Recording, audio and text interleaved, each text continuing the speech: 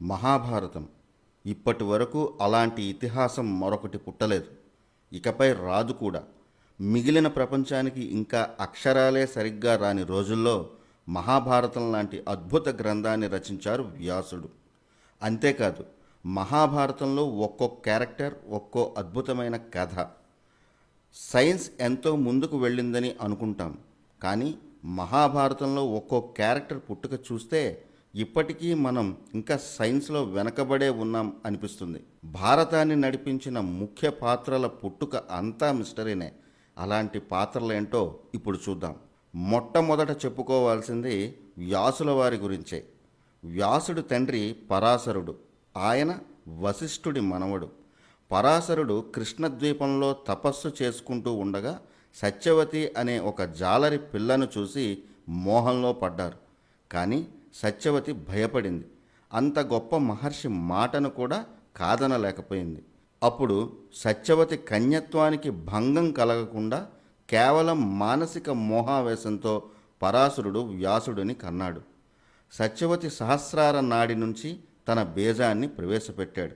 అలా వ్యాసుడు పుట్టిన వెంటనే పెద్దవాడయ్యాడు. తల్లికి నమస్కరించి తపస్సు కోసం అడవులకు వెళ్ళాడు. అంటే పరాశరుడు మనసులో అనుకుంటే వ్యాసుడు పుట్టాడు. సబ్ కాన్షియస్ స్టేట్లో పుట్టిన మహర్షి వ్యాసుడు. ఇది ఊహకు కూడా అందని పుట్టుక. అప్పుడే వ్యాసుడు తన తల్లి సత్యవతికి ఓ వరం ఇచ్చాడు. ఆమె ఎప్పుడు తలుచుకుంటే అప్పుడు తాను ప్రత్యక్షమవుతానని వ్యాసుడు వరం ఇచ్చాడు. ఇక భారతంలో మరో విచిత్రమైన పుట్టుక బలరాముడు. వసుదేవుడు దేవకిలకు పుట్టిన 8వ బిడ్డ కంసుడిని చంపుతాడని శాపం ఉంది. కంసుడి చెల్లెలు దేవకి తన మరణానికి కారణమయ్యే బిడ్డను ముందే చంపాలని దేవకికి పుట్టిన పిల్లలందరినీ చంపేస్తున్నాడు. దేవకి 7వసారి గర్భం దాల్చినప్పుడు ఆ బిడ్డను ఎలాగైనా కాపాడుకోవాలని అనుకుంది. వసుదేవుడి మొదటి భార్య రోహిణి. దేవకి కడుపులో బలరాముడి అండాన్ని సాక్షాత్ విష్ణువే రోహిణి గర్భంలోకి ప్రవేశపెట్టాడు. అంటే ఇప్పటి విధానంలో సరోగసి.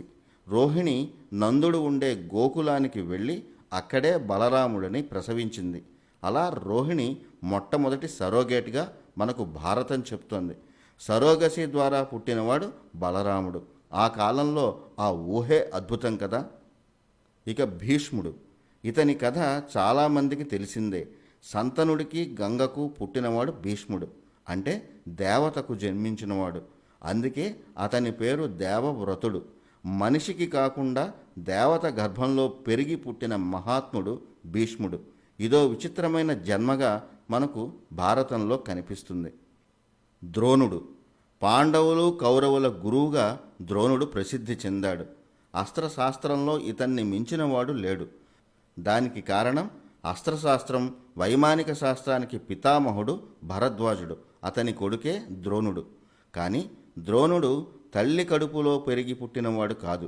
భరద్వాజుడు తన వీర్యాన్ని ఓ కుండలో భద్రపరిచి కొన్ని రసాయనాలతో ఆ పిండం కుండలోనే పెరిగేలా ఓ ప్రయోగం చేశాడు. అలా ద్రోణుడు పుట్టాడు. ద్రోణ అంటే కుండ. కుండలో పుట్టినవాడు కాబట్టి ద్రోణుడయ్యాడు. ఇప్పటి సైంటిఫిక్ టెక్నాలజీలో టెస్ట్ ట్యూబ్ క్లోనింగ్ విధానం, ద్రోణుడు పుట్టిన విధానం రెండూ ఒకటే. అలా తల్లి కడుపులో కాకుండా టెస్ట్ ట్యూబ్ తరహాలో పుట్టిన మొదటి వ్యక్తి ద్రోణుడు. వండర్ కదా. పరాశరుడు చేసిన ప్రయోగాన్నే మరో మహర్షి కూడా చేశాడు. అతనే శరత్ గౌతముడు. అతను తన మానసిక శక్తితో కవల పిల్లలను పుట్టించాడు. వాళ్లే కృప, కృపి. మనసు కృపతో పుట్టినవారు కాబట్టి ఆ పేర్లు పెట్టారు. సబ్ కాన్షియస్ స్టేట్ని మన కంట్రోల్లోకి తెచ్చుకుంటే మరో లోకాన్ని సృష్టించవచ్చు అనే థియరీ ఒకటి ఇప్పటికీ ఉంది. టైం ట్రావెల్ కాన్సెప్ట్ కూడా ఇందులోకే వస్తుంది. అలాంటి ఊహకు అందని మేధస్సుతో పుట్టినవారే కృప, కృపి. వీరిద్దరూ శంతన మహారాజుకి అడవిలో దొరికితే పెంచుకున్నాడు. అతనే కృపాచార్యుడు అయ్యాడు.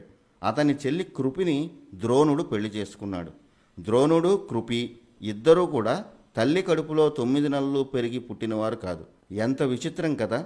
ఇద్దరూ ప్రయోగాల ఫలితంగా పుట్టినవారే. ఒకరు కుండలో పుట్టారు, ఇంకొకరు మానసిక శక్తితో పుట్టినవారు. వీరిద్దరికీ పుట్టినవాడే అశ్వత్థామ. భారతంలో విచిత్రమైన పరిస్థితుల్లో పుట్టినవారు ధృతరాష్ట్రుడు, పాండురాజు. వీరే భారతానికి అసలైన పాత్రధారులు.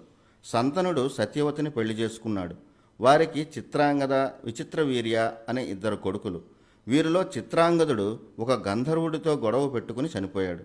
మిగిలింది విచిత్రవీర్యుడు.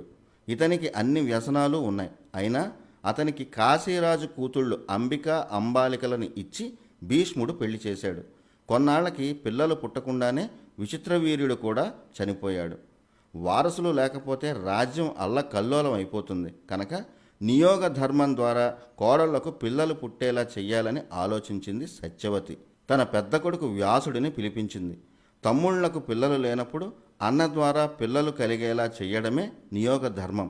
ఇది ద్వాపర యుగంలో ఆమోదయోగ్యంగా ఉండేది. వ్యాసుడు అప్పటికే తపస్సు చేసి చేసి జడలు కట్టిన రూపంతో ఉన్నాడు.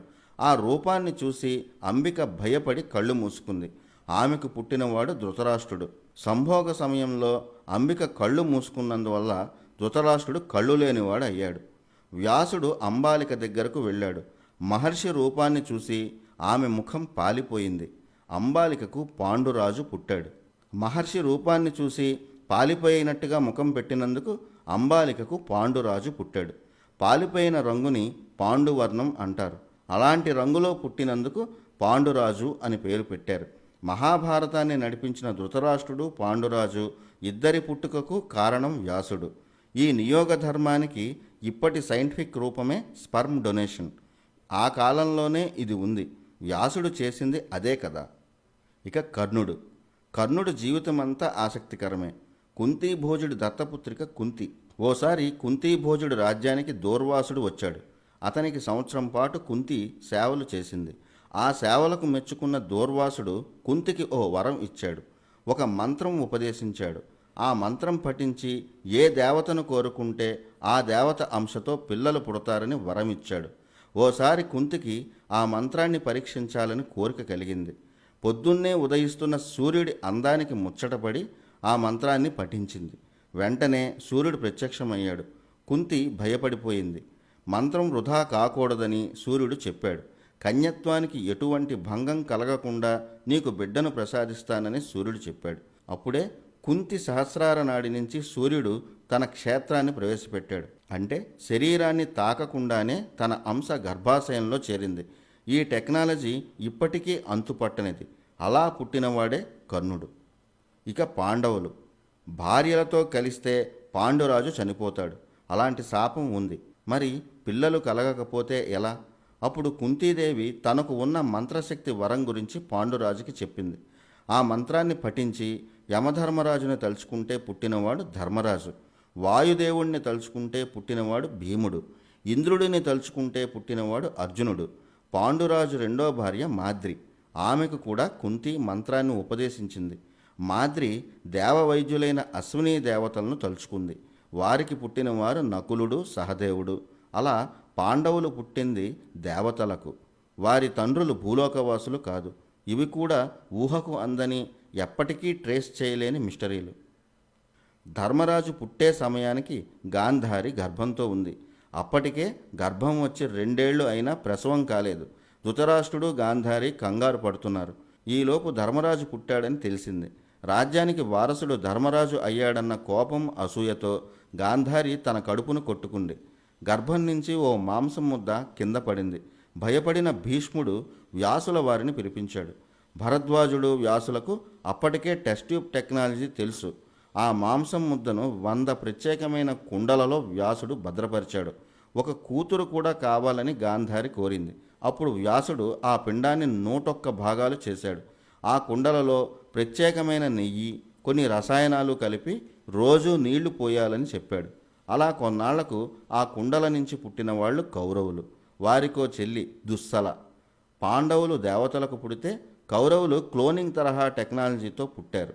గాంధారి కోపం, అసూయతో కడుపు కొట్టుకుంది కాబట్టి, అలాంటి అసూయ సందర్భంలో పుట్టారు కాబట్టి కౌరవులకు కూడా ఆ లక్షణాలే వచ్చాయి. అవే కురువంశ నాశనానికి కారణమయ్యాయి. శిశుపాలుడు మహాభారతంలో మరో ముఖ్యమైన పాత్ర. వసుదేవుడికి 13 మంది చెల్లెళ్ళు. వారిలో కుంతి ఒకరు. కుంతి చెల్లెలు శృతసర్వ.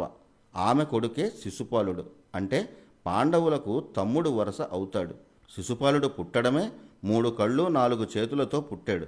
ఎవరు ఎత్తుకుంటే ఆ అధిక భాగాలు తొలగిపోతాయో వారి చేతుల్లోనే అతని చావు ఉంటుందని ఓ మహర్షి చెప్పాడు. శిశుపాలుడికి కృష్ణుడు సొంత బావ కాబట్టి ఓసారి శిశుపాలుడిని చూసేందుకు వచ్చాడు. అప్పుడు కృష్ణుడు ఆ బిడ్డని ఎత్తుకున్నాడు. ఎత్తుకున్న వెంటనే ఆ 2 చేతులు 3వ కన్ను మాయమయ్యాయి. కృష్ణుడు చేతుల్లోనే శిశుపాలుడి మరణం ఉందని తల్లికి తెలిసిపోయింది. తన కోసం తన కొడుకు చేసే 100 తప్పుల వరకు క్షమించాలని సుతసర్వ కృష్ణుడిని కోరింది. అలా కృష్ణుడు శిశుపాలుడు చేసిన 100 తప్పులను క్షమించాడు. ధర్మరాజు చేసే రాజసూయ యాగంలో కృష్ణుడు శిశుపాలుడి శిరస్సు ఖండించాడు. ఇది శిశుపాలుడి కథ. ద్రౌపది కూడా తల్లి గర్భంలో 9 మాసాలు పెరిగి పుట్టిన వనిత కాదు. ద్రోణుడికి ద్రుపదరాజుకి మధ్య శత్రుత్వం ఉంది. ద్రోణుడు చేతిలో ద్రుపదరాజు ఓడిపోయాడు. ఆ కోపంతో ద్రోణుడిని ఓడించే మహాశక్తి తనకు పుట్టాలని గొప్ప యజ్ఞం చేశాడు. ఆ యజ్ఞ అగ్ని నుంచి 2 పుట్టారు. ఒకరు మహావీరుడు దృష్టద్యుమ్నుడు. ఆ తర్వాత యజ్ఞ అగ్ని నుంచి నల్లని కళతో ద్రౌపది పుట్టింది. యజ్ఞం నుంచి పుట్టింది కాబట్టి ఆమెకు ద్రుపదుడు పెట్టిన పేరు యజ్ఞసేన. మహాభారత యుద్ధానికి ద్రౌపదీ వస్త్రాపహరణమే మూల కారణం. కౌరవులందరినీ నిప్పులాంటి ద్రౌపది ఆగ్రహమే తుడిచిపెట్టింది. మహాభారతంలో మరో విచిత్రమైన పాత్ర శిఖండి. మహావీరుడైన భీష్ముడి మరణానికి కారణం ఈ శిఖండి. ఆ కాలంలోనే ఫస్ట్ ట్రాన్స్జెండర్ క్యారెక్టర్ ఈ శిఖండి. ఇతని కథ సంతనుడి కాలం నుంచి నడుస్తూనే ఉంటుంది. సత్యవతి కొడుకు విచిత్రవీరుడి కోసం కాశీరాజు 3 కూతుళ్లను భీష్ముడు ఎత్తుకొచ్చాడు. వీరిలో పెద్దది అంబ. అప్పటికే శాల్వరాజును ప్రేమించింది. భీష్ముడు ఎత్తుకురావడం వల్ల శాల్వరాజు కూడా అంబను నిరాకరించాడు. అలా ఆమె జీవితం నాశనమైంది. అందుకే అంబ భీష్ముడిపై పగ సాధించాలని నిర్ణయించుకుంది. ఈశ్వరుడి కోసం ఘోర తపస్సు చేసింది. ఈశ్వరుడు ప్రత్యక్షమై మరుజన్మలో ద్రుపదుడి కూతురుగా పుట్టి మగవాడిగా మారి పగ తీర్చుకుంటావు అని వరమిచ్చాడు. ద్రుపదుడు చేసిన యజ్ఞంలో దృష్టద్యుమ్నుడు ద్రౌపదితో పాటు అంబ కూడా పుట్టింది. ఆమెకు శిఖండి అనే పేరు పెట్టారు. కూతురుగా పుట్టిన అంబలో మగవాడి లక్షణాలే ఎక్కువగా ఉన్నాయి. అందుకే అంబకు దశార్ణ దేశాధిపతి కూతురుతో పెళ్లి కూడా చేశారు. ఆ తర్వాత అంబ మగ కాదని తెలిసి అవమానాలు ఎదురవుతాయి. అప్పుడు అంబ ఆత్మహత్య కోసం అడవులకు వెళ్ళింది.